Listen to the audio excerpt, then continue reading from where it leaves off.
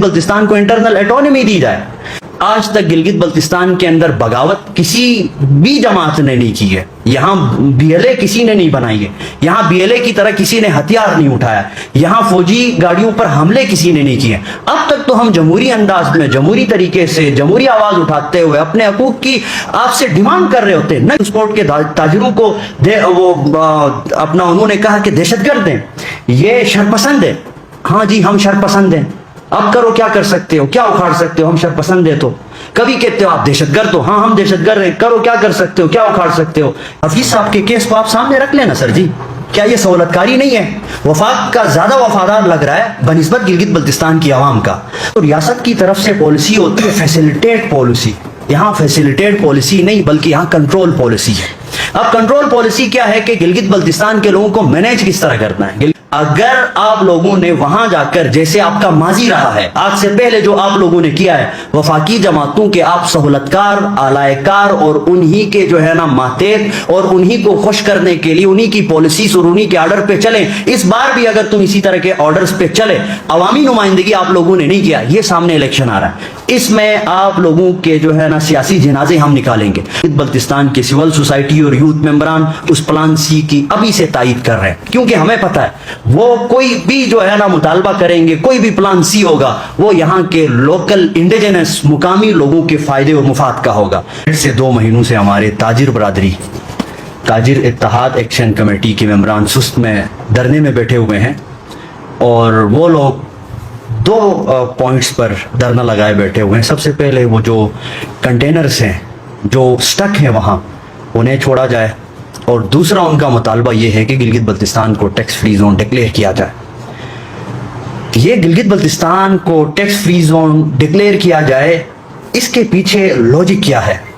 ये Gilgit Baltistan tax free zone declare करे, ये मुतालबा करते क्यों है?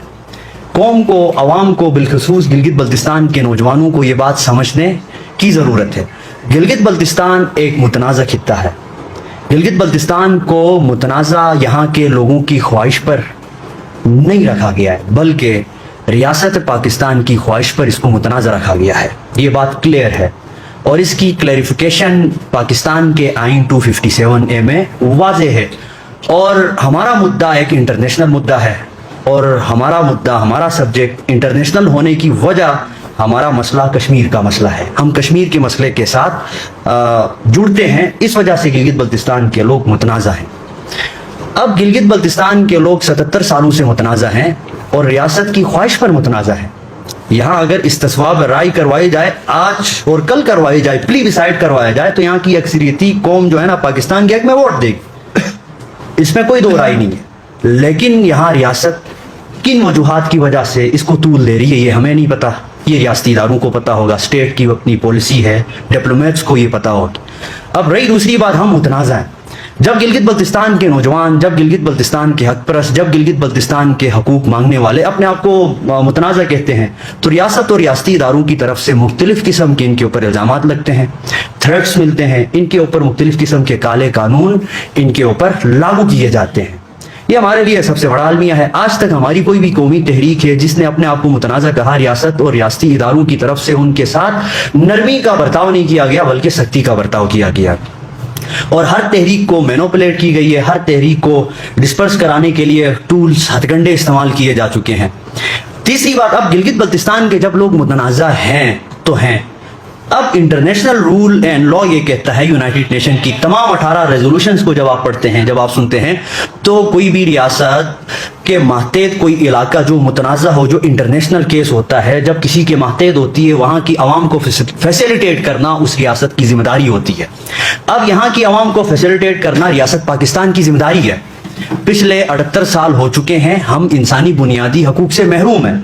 हमारे पास पीने को साफ पानी नहीं है, हमारे पास खाने को प्यूरिफाई कोई खाने की चीज़ें मुहैया नहीं है। कोहिस्तान के किसी दर्रे में बने हुए साजो सामान यहाँ लाके खिलाए जाते हैं, और यूक्रेन का एक बोसीदा और गंदा तरीन गंदम हमें खिलाया जाता है, जिससे कैंसर जैसी मोहल्लिक बीमारियाँ यहाँ पैदा हो रही हैं और हेपेटाइटिस सी जैसी बीमारियाँ यहाँ पैदा हो रही हैं। और उसके बाद इस दौर जदीद में हमारे पास सिंपल सिग्नल्स भी मौजूद नहीं है। इंटरनेट फैसिलिटी तो बहुत बड़ी चीज़ है, सिंपल सिग्नल्स भी हमारे इलाकों में नहीं है।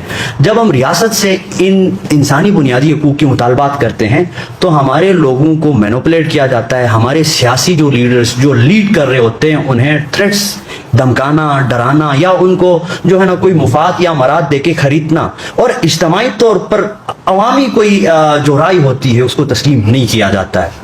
अब हमारे इसकी मिसाल देखें, पिछले हुकूक दो डैम बनाओ तहरीक में द्यामर बादशाह डैम से रिलेटेड जो मुतासरीन थे वो तकरीबन 4 महीनों तक धरने में बैठे रहे, और आज आपके सामने है सुसपोर्ट से रिलेटेड ताजिर बरादरी पिछले 2 महीनों से सुसपोर्ट में बैठी हुई है, सुबह शाम दिन रात। और बदकिस्मती से गिलगित बल्तिस्तान को ना इंटरनल एटोनमी दी जा रही है। कोई ऐसी खुद मुख्तार असेंबली बनाई जाए कि हम अंदरूनी खुद मुख्तार होते हुए अपने फैसले खुद कर सकें।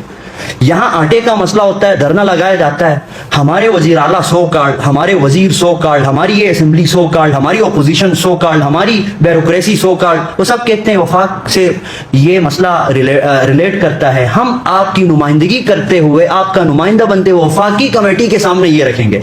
तो ये ढकोसली असेंबली बनाई क्यों गई है? जब हमारा छोटी से छोटा मसला जाकर वफाक में हल होना है तो इस असेंबली को मसमार की जाए, इसको तोड़ दी जाए और यहाँ के लोगों को कहा जाए कि आप वफाक से ही डायरेक्ट सदारती ऑर्डर से आप चलाए जा रहे हैं, तो हम उसी हिसाब से अपनी डिमांड्स रखेंगे। दिखाई देने को तो ये हमें असेंबली दी हुई है। इस असेंबली के तमाम मेंबरान के अंदर इतनी हिम्मत, इतनी जुर्रत नहीं है कि वो अपनी तरफ से कोई बिल पेश करे और अपनी तरफ से कोई बिल पास कर सके, और इसी वजह से ये निज़ाम जो है जमूत में है। और इसको जब तक रियासत सनसेर होकर सोल्यूशन की तरफ लेके नहीं जाएगी, इसी तरह के एहतजाज, धरने होते रहेंगे जो अब तक हमारे सामने आ रहे हैं। सबसे पहले गिलगित बल्तिस्तान को 2009 में एक आर्डर दिया गया अबूरी आईनी सूबा। भाई आइन से और कानून से इसको डिफाइन तो करके दें, ये अबूरी आईनी सूबा होता क्या, या सूबा होता है या सूबा नहीं होता है। उसके बाद 2018 में इस ऑर्डर को भी बैक किया गया। 18 को जब ऑर्डर बैक किया गया, हमें पूरा सूबाई अख्तियार देने की बात की गई। उस वक्त की हुकूमत तब्दील हो गई या उस वक्त के वज़ीर आला ने थोड़ा सा टाइम मांगा, और उसके बाद जो है हमें अब तक गिलगित बल्तिस्तान के न सहाफ़ी, अब तक गिलगित बल्तिस्तान के न सियासी नुमाइंदे हमें ये बता रहे हैं कि गिलगित बल्तिस्तान को एक सदारती आर्डर से लेके चलाया जा रहा है।